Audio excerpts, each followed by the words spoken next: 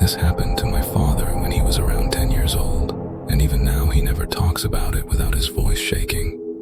A part of him stayed in that moment forever. He was home alone one quiet afternoon, the kind of silence that feels heavy, almost alive. He sat in the living room watching TV, the only TV in the house. Suddenly, the screen went black. No flicker, no static, just a sharp click as if someone had pressed the button. He got up, turned it back on, and sat down again. Click.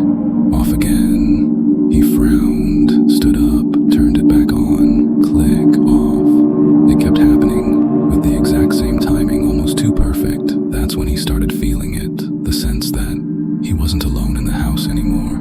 Trying to find the remote, he checked the table, the cushions, the floor. Nothing. Then he walked to the big sofa pressed against the wall, a heavy sofa that no kid could move. He leaned forward and looked behind it. And that's when he saw it.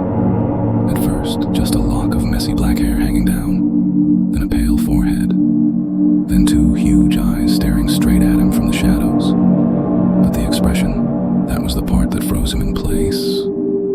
The man, if you could even call it a man, was crouched in the corner behind the sofa, unmoving. His mouth was hanging open as if he'd been breathing back there for a very, very long time, and in his right hand, tightly gripped, was the TV remote, pointed directly at the screen. My father couldn't scream. His body wouldn't let him. The man blinked once, slow and unnatural. Then, with a calmness that didn't feel human, he raised the remote.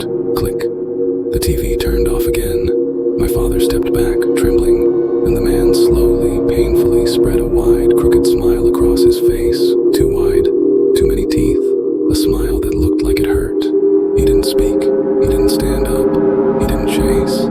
He just reached out his left hand toward my father, not to grab him, but as if inviting him to come closer.